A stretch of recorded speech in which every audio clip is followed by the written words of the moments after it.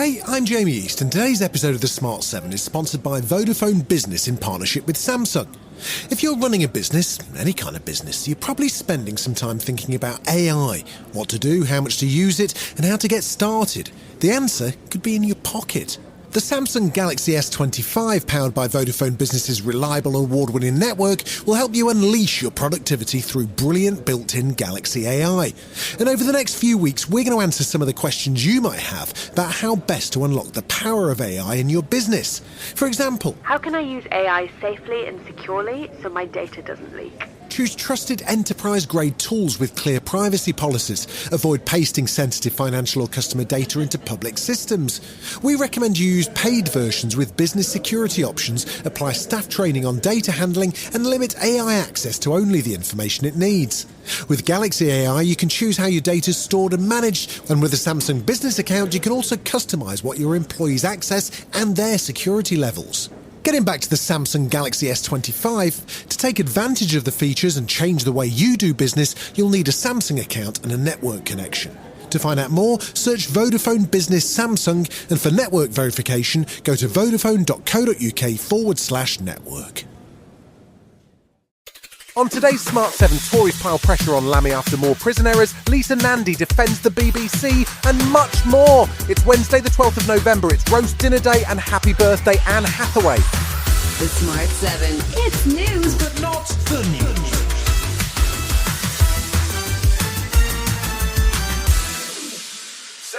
Justice Secretary and Deputy Prime Minister David Lammy was back in the spotlight on Tuesday after it emerged that yet more prisoners had been released in error. He says up to 91 prisoners have been incorrectly freed since April, and at least 4 of those remain at large, including one who was released last Monday.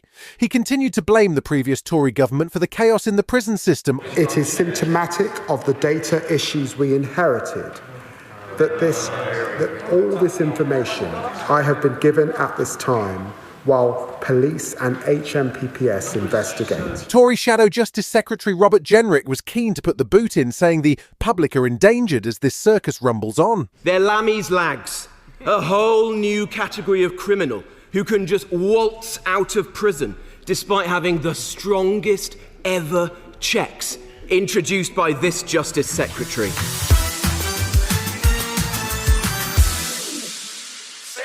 Tuesday saw the outgoing Director-General of the BBC, Tim Davie, make his final address to staff at the organisation. He and the CEO of BBC News, Deborah Turnus, both resigned abruptly on Sunday after an ongoing controversy over allegations of bias at the BBC. Davie took the unusual step of urging staff to fight for the organisation, even as he stepped down from it. We have to be very clear and stand up for our journalism. We are a unique and precious organisation. And I see the free press under pressure. I see the weaponisation. I think we've got to fight for our journalism. Donald Trump's threats of $1 billion lawsuit have escalated tensions, even though the Panorama documentary in question, which misedited his January 6th speech, wasn't even available on the iPlayer in the US. Culture Secretary Nandy defended the BBC and criticised both Nigel Farage and Kemi Badenoch for calling the BBC institutionally biased. But she also said she has no power to remove former Tory spin doctor Robbie Gibb from the organisation's board. The BBC is not just a broadcaster. It is a national institution that belongs to us all. Every day it tells the story of who we are, the people, places and communities that make up life across the UK.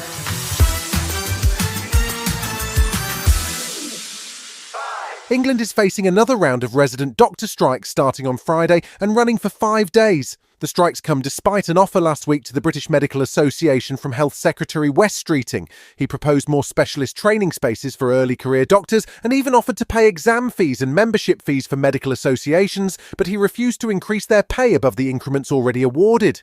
That didn't please the BMA, and the strike will get underway this weekend. Daniel Elkelis is the chief executive of NHS providers, and he says it's a shame that the strike will mean as the NHS makes progress, patients will once again miss appointments. So the NHS needs all of its workforce at work. When the NHS is going to go for broke this time and say 95% of patients will get cared for, that's still thousands of patients whose care is going to be postponed.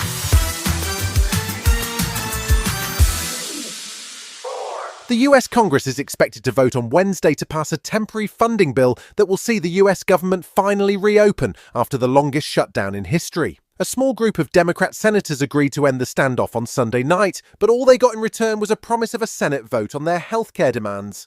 It's annoyed many Democrats, but it has brought the issue of healthcare costs into sharp focus. Republicans still don't seem to have a healthcare plan, with Donald Trump promising to give Americans the money to spend themselves, but that is not seen as either a serious or practical suggestion. Senator Bernie Sanders thinks Democrats should have held the line for longer because the vote they've been promised is worthless. Speaker Johnson has made it very clear that he's not going to entertain it.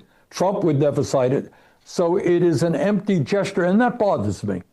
It bothers me that people want to raise false hopes. Oh, we're going to bring forth an amendment. That amendment ain't going to go anyplace. Still to come on today's Smart 7, in association with Metro Chelsea women score in Austria, and James May literally has a shed load of ideas for you. Right after this. Hey, I'm Jamie East, and today's episode of the Smart 7 is sponsored by Vodafone Business in partnership with Samsung. When you're running your own business, pretty much anywhere can be your office, the spare room, the back garden, or, like here, the local cafe. With the power of Vodafone Business's reliable award-winning network, combined with the Samsung Galaxy S25, there's no limit to what you can do pretty much anywhere. And over the next few weeks, we're going to answer some of the questions you might have about how best to unlock the power of AI in your business. For example, how can I use AI safely and securely so my data doesn't leak? choose trusted enterprise-grade tools with clear privacy policies. Avoid pasting sensitive financial or customer data into public systems. We recommend you use paid versions with business security options, apply staff training on data handling, and limit AI access to only the information it needs. With Galaxy AI, you can choose how your data is stored and managed, and with a Samsung Business account, you can also customize what your employees access and their security levels. Getting back to the Samsung Galaxy S25, to take advantage of the Galaxy AI features and change the way you do business, you'll need a Samsung account and a network connection. To find out more, search Vodafone Business Samsung, and for network verification, go to vodafone.co.uk/network. Welcome back. We're on an international break from the Premier League as the men get ready for World Cup qualifiers this week and next. This week also sees Women's Champions League action, with Chelsea women on the road to face Austrian side St Pölten on Tuesday, which they won 6-0. England's men face Serbia on Thursday and Albania on Sunday, with Scotland, Wales and the Republic of Ireland all in action too. Thomas Tuchel has made some changes to his side now that his team have already qualified, with Newcastle keeper Anthony Gordon replaced by Man City keeper James Trafford and Bournemouth's Alex Scott getting his first call-up. He's delighted at the thought of his first England cap. Over the moon, it's everything you dream for, and 6 years ago I was playing non-league football for Guernsey, and I wasn't even sure I was going to make it as a football player, so to now be in the England senior team, it's a dream come true.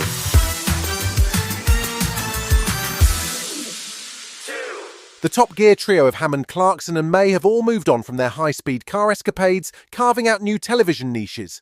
Clarkson is busy with his farm, Hammond runs a fancy car restoration place in the show Workshop, and James May appears to have retired to his shed. Well, it's not just any shed, it's technically a shed load of ideas. At least that's what the TV show is called, and the man famously known as Captain Slow is determined to focus on solving the small problems in life. The show airs on Quest. Well, in an everyday way, if you have workshop space, you can do everything up to making simple bits of your own furniture. We tend to concentrate more on sort of prototyping inventions. So we've got a method for deterring traffic wardens who are about to give you a parking ticket within the allocated 10-minute grace period that exists in law, but not many people know it.